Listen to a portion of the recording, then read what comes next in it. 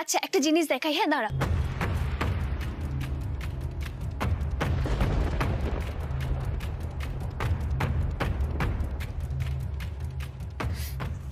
এই দেখো, সুন্দর না?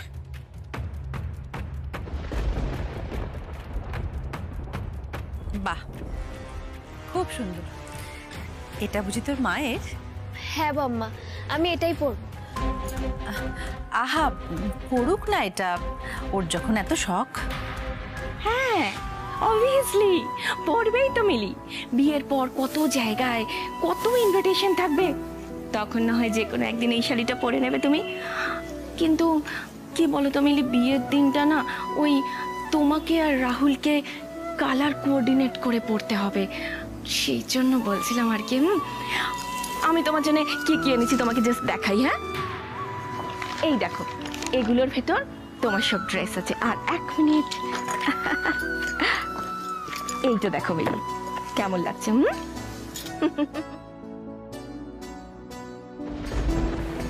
গুড না?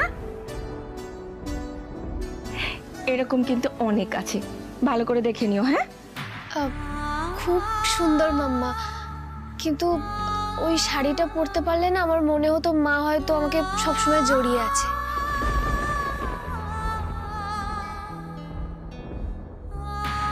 কষ্ট হচ্ছে না? লক্ষ্মী শোনা মেয়ে, মন খারাপ করো না মিলি। ওকে ওকে, বিয়ের সময় মাকে পাশে চাইতো সবসময়ের জন্য, পাবে তো, একদম পাবে। তোমার মায়ের একটা বড় ছবি সুন্দর করে মালা দিয়ে সাজিয়ে ফুল টুল দিয়ে তোমার পাশে রেখে দেবো সবসময়। মনে হবে অলওয়েজ পাশে মা আছে। খুশি তো প্রিন্সেস? আর কষ্ট নেই তো? আচ্ছা ঠিক আছে, তোমাদের দেওয়া শাড়িটাই পরবো।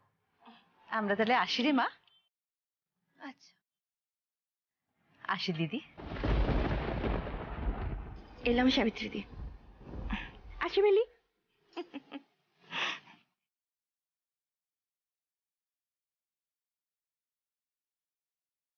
তোমাকে যে কি বলে ধন্যবাদ জানাবো। না না, ধন্যবাদ জানানোর কিছু নেই। আচ্ছা ঠিক আছে, আমি এখন আসি তবে। আর তুমি যা করবে একটু ভাবনা চিন্তা করে করো, কেমন?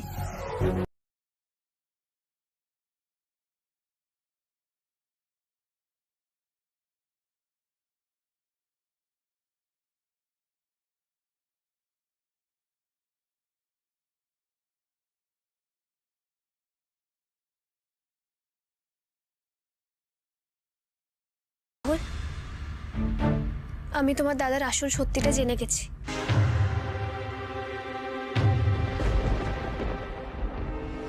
তার মানে কাল জেঠুমনির বলা গল্পগুলো বিশ্বাস করেনি, নাকি আবার অর্জুনের কাছে গেছে? একে নিয়ে আর পারা যায় না। বেবি, আমার কথাটা শোনো। না রাহুল, আমি সমস্ত কথা জেনে গেছি, আর আমাদের বিয়েটা নিয়ে একটা ডিসিশনও নিয়েছি।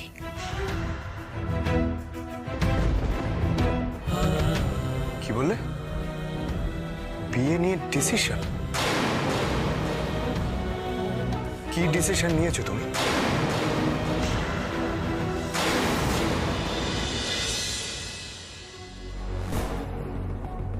আসলে রাহুলের দাদা অনুজের সাথে আমার একটা সম্পর্ক ছিল মিলি। ও বলেছিল আমাকে বিয়ে করবে, আমরা ফিজিক্যালি ইন্টিমেটও হই।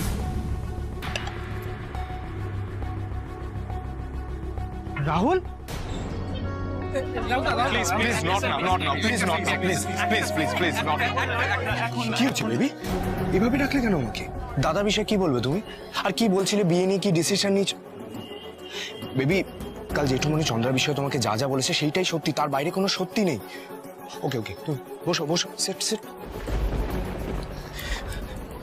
দেখো, এইসব বিষয় নিয়ে আলোচনা করার এটা ঠিক প্লেস নয়। তুমি পাবলিক প্লেস কেন চুজ করলে সেটাই তো বুঝতে পারছি না। সবসময় তো 5 স্টার হোটেলে যেতে ভালো লাগে না রাহুল? আমরা তো আর 5টা কাপলের মতো, আমিও তোমার সাথে সাধারণ। No no no, not now, not now, please please please. দেখলে এর জন্য বলি পাবলিক প্লেসে মিট করো না। তো কতবার বললাম যা বলার ফোনে বলো। আচ্ছা ফোনে বললে তোমার সাথে কি করে দেখা হতো বলো? আর তাছাড়া আমি চন্দ্রার বিষয়ে নয়, মৌপিয়ার বিষয়ে কথা বলতে এসেছি।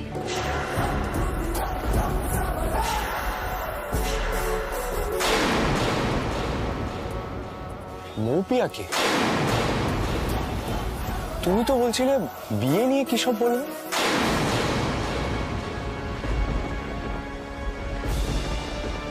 পরে তো জানলাম অনুজের নাকি এরকম আরো অনেক মেয়েদের সাথেই সম্পর্ক আছে। ওর আগের বিয়েটা নিয়েও নাকি কি সব হয়েছিল। অনুজ একদম ভালো মানুষ নয়, একদম নয়।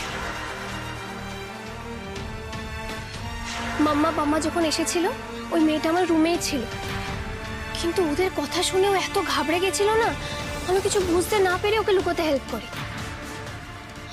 শোনো না, বলছি তুমি কিন্তু প্লিজ মাম্মাকে এই কথাগুলো বলো না, ওদের খুব খারাপ লাগবে তাহলে। এই মৌপিয়া মেয়েটার এত আসপর্ধা। আচ্ছা বেবি, এই মৌপিয়া মেয়েটি যে সত্যি বলছে তার কি প্রমাণ আছে? রাহুল আমি ছবিগুলো দেখেছি, আর সবাই দাদা ভাইয়ের ব্যাপারে একই কথা কেন বলছে বলো তো? ওই মৌপিয়া মেয়েটাও বললো চন্দ্রার ব্যাপারে কিছু একটা বলছিল। তার মানে কাল যে জেঠুমনি চন্দ্রের বিষয়ে এতগুলো কথা বললো তোমায়, তুমি বিশ্বাস করো না? না না রাহুল, এসব তুমি কি বলছো? না না না না, জেঠুমনির কথাই আমি বিশ্বাস করি। আর ওই মৌপিয়া যাই বলুক না কেন, আমার কাছে জেঠুমনির কথাই শেষ কথা। কিন্তু ও আমাকে যে ছবিগুলো দেখালো সেগুলো কি করে মিথ্যা হয় বলো তো? সেটাই ভাবছি আমি। মিলি, এই দেখো আমাদের এই ছবিগুলো দেখো, এই দেখো। জানো তো, ও আমাকে এটাও বললো যে ও নাকি তোমাদের বাড়িতে গিয়েছিল, কিন্তু কেউ নাকি ওর কথা শুনে এনে বের করে দিয়েছে ওকে। বেবি, বিয়ে নিয়ে তোমার ডিসিশনটা কি?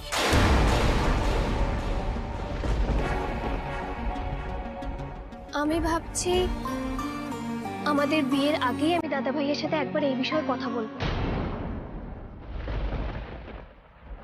এই কথা, এর জন্য এত ন্যাকামি? বিয়েটা ভাঙছো না তাহলে? বেবি, তুমি মৌপিয়াকে নিয়ে যে কথাগুলো বললে না, আমার ভুল মনে হচ্ছে না। আসলে দাদা ভাই চন্দ্রার থেকে একটা আঘাত পেয়েছে, তাই সম্পর্ক, কমিটমেন্ট এগুলো ভ্যালু করতে ভুলে গেছে। এই দেখো না, তুমি আমি কমিটমেন্টকে যেভাবে প্রায়োরিটাইজ করি, দাদাভাই সেটা পারছে না। ওর মনে একটা চাপা কষ্ট আছে, হয়তো এটা সেটারই আউটবার্স্ট। দেখো, আমি বুঝতে পারি ওর মধ্যে একটা ডিপ্রেশন আছে, কিন্তু সেটা যে এতটা ক্ষতিকর আকার নেবে এটা আমি বুঝতে পারিনি। আমি তো সেই জন্যই তোমাকে বলছি, আমি নিজে দাদা ভাইয়ের সাথে এই নিয়ে কথা বলবো। দেখো বেবি, দাদা ভাইয়ের মন মেজাজ একদম ভালো নেই। তুমি যদি ওকে এখন কিছু বলতে যাও, ও হয়তো দু চার কথা তোমায় শুনিয়ে দিতে পারে। তার থেকে বেটার না আমাদের বিয়েটা হয়ে যাক, তখন তো তুমি আমাদের বাড়ির একজন, তুমি অনেকটা খুলে কথা বলতে পারবে ওর সাথে। রায় বর্মন বাড়ির বউ, তোমার বউ রাহুল। বিয়ের পর আমরা দুজন মিলে দাদাভাইকে সঠিক পথে ফিরিয়ে আনবো। সত্যি আমরা পারবো রাহুল? কেন পারবো না? আমাদের বন্ডিং স্ট্রং হলেই পারবো। ও তবে একটা কথা দিতে হবে তোমার, বিয়ের আগে এই কথা একদম আলোচনা করবে না কারোর সাথে না। প্রমিস। না, এখন এখান থেকে চলো, নাহলে আরো ভিড় বেড়ে যাবে। চলো চলো চলো চলো চলো চলো চলো। চলো, এসো তুমি এগো, আমি বিলটা পেমেন্ট করে আসছি। হ্যাঁ চল।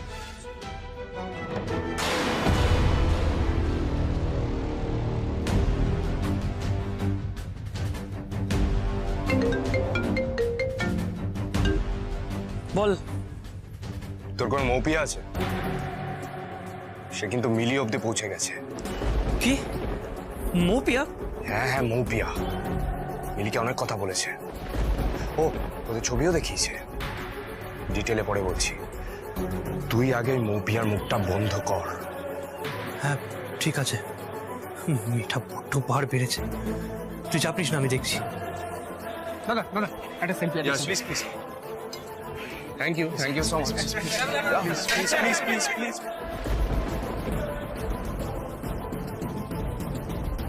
মাসিমা, এবার কিন্তু ওই দুধটা নিয়মিত খেতে হবে, ঠিক আছে? আর কিছু ফল আছে, সব এখানে রাখলাম।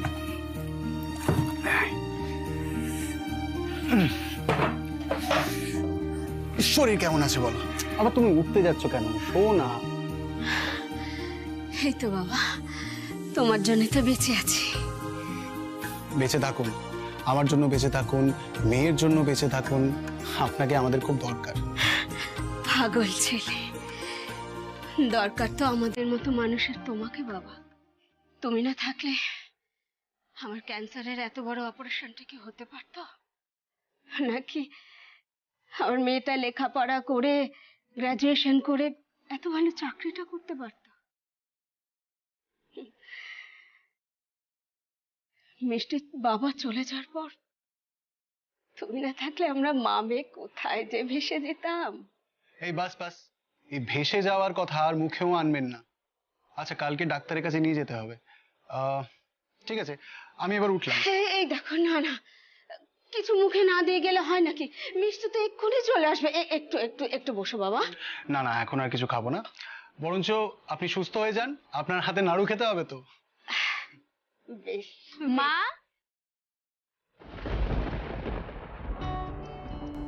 ওই তো মিষ্টি এসে গেছে। আরে অর্জুন দা, তুমি কখন এলে? এই তো কিছুক্ষণ আগে। আচ্ছা শোন, কালকে মাকে ডাক্তারের কাছে নিয়ে যেতে হবে। কালকে কি আছে? আচ্ছা ঠিক আছে, আমি নিয়ে যাবো। আচ্ছা শোনো না, তোমার সাথে কিছু কথা ছিল।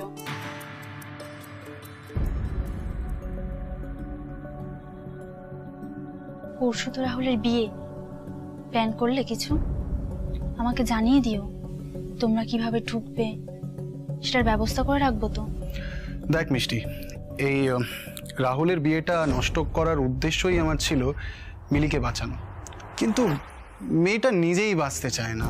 ও ভালো আছে রাহুলের সাথে, শুধু না গো অর্জুন দা, মিলিকে রাহুল ভীষণ হ্যারাস করে।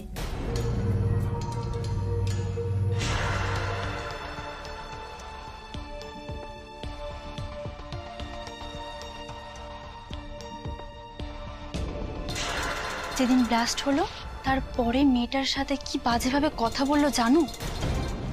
এমনকি মা ছেলে দুজনে মিলে প্ল্যান করে মিলিকে ছোট করে। মাঝে মধ্যে তো অনেক সময় আমি কানেও শুনেছি, হাসাহাসি করতে দেখেছি। মিলিটা জানো তো খুব ভালো মানুষ। ও একদিন বলছিল ওর এই বড় বড় ব্যাপার, স্টারডম ওর ভালো লাগে না। ও খুব দয়ালু জানো। আপনি এই শরীর নিয়ে কাজ করবেন কি করে? আমি বলছি তো এটা খান আপনি। আমার কোনো অসুবিধা নেই, আমি আপনাকে আমি তো বললাম আপনাকে বসুন। ওর শুধুমাত্র একটা ফ্যামিলি চাই, মা বাবার ভালোবাসা চাই। শুনেছি ছোটবেলা নাকি মা চলে গেছেন, তাই ও ভীষণ মায়ের কথা বলে। আর রাহুলরা সেটা নিয়ে হাসাহাসিও করে, আবার ওটাকেই এনকাশ করে নিজের কাজগুলো হাসিল করে। মিলির ব্যবহার যে কি ভালো অর্জুন দা, তুমি বিশ্বাস করবে না। আমরা যে স্টাফ সেটা পর্যন্ত বুঝতে দেয় না। আজকে আবার কিছু নিয়ে একটা ঝামেলা হয়েছে। রাহুল তো দৌড়তে দৌড়তে ক্যাফেতে গেল। অবশ্য এতক্ষণে মিলির মাথায় হাত বুলিয়ে মানিয়েও নিয়েছে। আমার কি মনে হয় জানো অর্জুন দা, এই রাহুলটা না মিলির মাথায় টুপি পরাচ্ছে।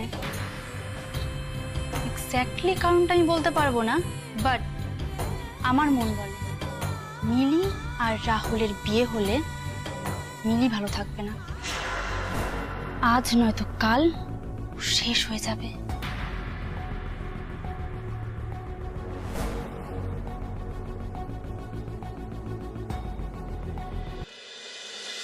আমার একটা বুদ্ধি দাও না কামা, প্লিজ।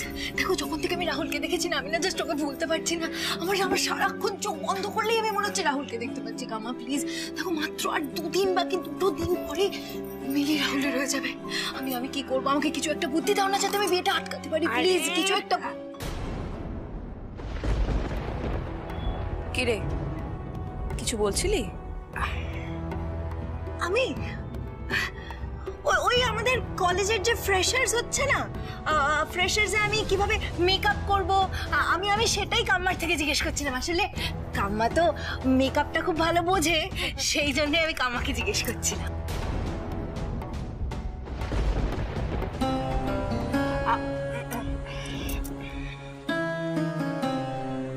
এই শোন, হ্যাঁ বলছি যে তুই যে রাহুলকে বিয়ে করার কথা ভাবছিস না, এটা যদি তোর পিসি আর অর্জুন জানতে পারে, তোমার গালটা না কুচকুচ কুচকুচ করে কাটবে, বুঝেছো? জানো না ওদের সঙ্গে এই বাড়ির কত শত্রুতা। কিন্তু কাম্মা কি প্রেমে পড়লে তো মানে প্রেমের কাছে তো শত্রুতা বড় নয়, তাই না? প্রেমই তো বড়। আমি না সিনেমাতে দেখেছি, জানো তো, মানে দুটো শত্রু পরিবারের মধ্যে যদি ভালোবাসা হয়, প্রেম হয়, তাহলে সবাই কিন্তু সেটা ভুলে যায়, জানো তো। এরকমই একটা ব্যাপার, বিশাল ব্যাপার। কিন্তু আমাকে একটু বলো না যে আমি যে কি করব। এই 1 মিনিট, আমি একটা প্ল্যান করেছি। একটা ড্রেস আমি পরবো ভেবেছি।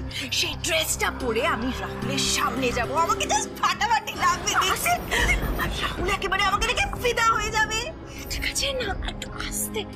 ড্রেসটা কোথায়? ড্রেস, হ্যাঁ, এক সেকেন্ড। এই যে ড্রেস, ভালো না? বিশাল দাম, 38,000, 38,000 টাকা, বুঝেছিস?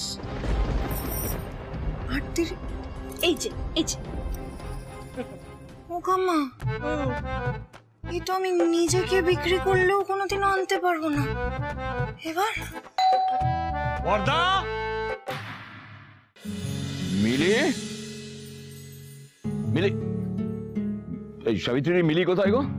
ওই যে রাহুল পার্লারে কি করেছে না, ওইখানেই গেছে। রাহুল মিলির সব দিকে খেয়াল রাখে বলে না আমি অনেকটা নিশ্চিন্ত।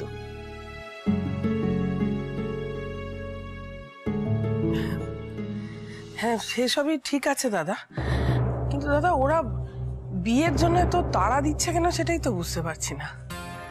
বাজার হাট ওরা করছে, দিনক্ষণ ওরাই স্থির করছে। হ্যাঁ মানছি আমরা মেয়ের বাড়ি, কিন্তু তাই বলে আমাদের মতামতের কি কোনো দাম নেই? না না, তা নয়। অ্যাকচুয়ালি ওদের বাড়ির যে গুরুদেব আছে না, তার কথাই হচ্ছে শেষ কথা। তিনি হয়তো বিয়ের দিন টিন সব ঠিক করে নিয়েছেন, অসুবিধে কোথায়? আমি ব্যস্ত মানুষ, ওরা ইনিশিয়েটিভ নিয়ে সবকিছু করছে, ব্যস্ত, ভালোই তো, অসুবিধে কি? এই রে, মিলি তো আইবুড়ো ভাত খাবে, আমার তো এখনো কোনো রান্না বান্নাই হয়নি। সাবিত্রী, দাঁড়াও, তোমার রান্না বান্না করতে হবে না, আমি দেখছি কে এসছে।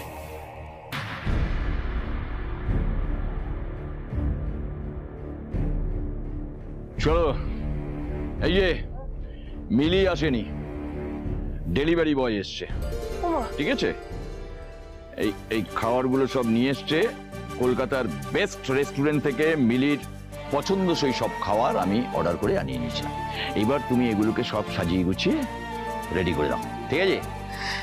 ঠিক আছে দাদা, আপনি নিজে অর্ডার দিয়ে খাবারগুলো আনিয়েছেন, খুব ভালো করেছেন। আপনি কিন্তু আজকে নিজে হাতে বসে মিলিকে খাওয়াবেন, ও খুব খুশি হবে দাদা। একটা বেজে গেছে, আমার দেরি হয়ে গেছে সাবিত্রী। আজকে আবার চিফ মিনিস্টারের র্যালি বেরোবে, আমি আসি। হ্যাঁ, ও নিজে খেয়ে নেবে, অসুবিধা নেই। দাদা আজকে মিলির আইবুড়ো ভাত, আপনি আজকের দিনেও কাজ রেখেছেন, ও তো কষ্ট পাবে।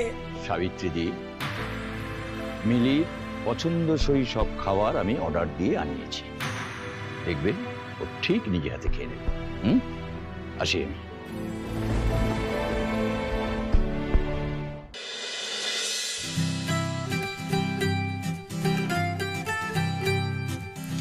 রাহুল,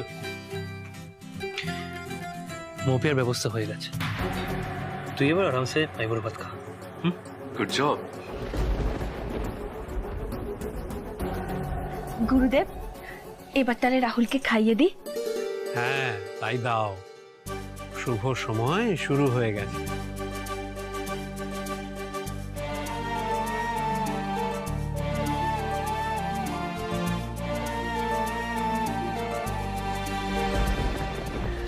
রাহুল, মিলির ন্যাকামিটা কিন্তু ভুলে যেও না। ওকে এ বাড়িতে আনা হচ্ছে টাইট দেবার জন্য, কথাটা কিন্তু মনে রেখো। তুমিও না।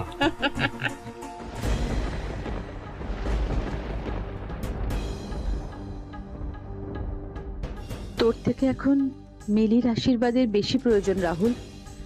কি যে হবে ওর ভবিষ্যৎ ভগবানই জানেন।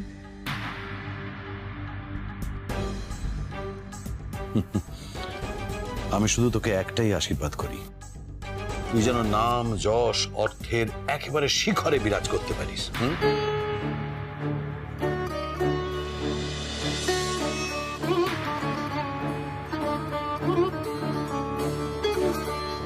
ঈশ্বর তোমায় সবই দিয়েছেন রাহুল, এবার তিনি তোমার মধ্যে বিবেকটুকু শুধু জাগ্রত করে দিন, এটাই আমার আশীর্বাদ।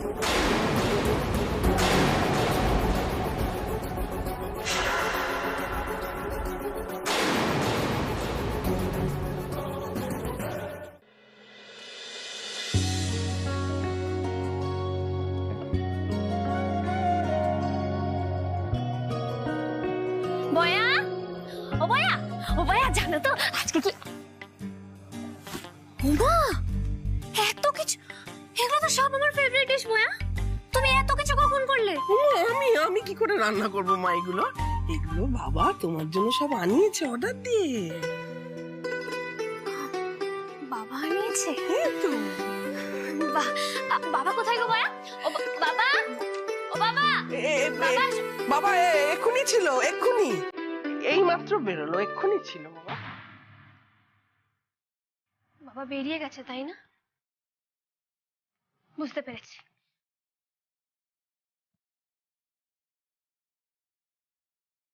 বলছিলাম কি মিলি, থাক না বয়া, বুঝতে পেরেছি আমি।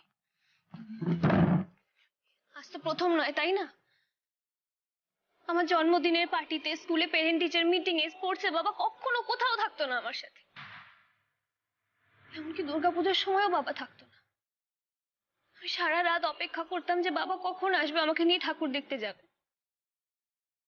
কিন্তু ওয়েট করতে করতে ঘুমিয়ে পড়তাম আমি।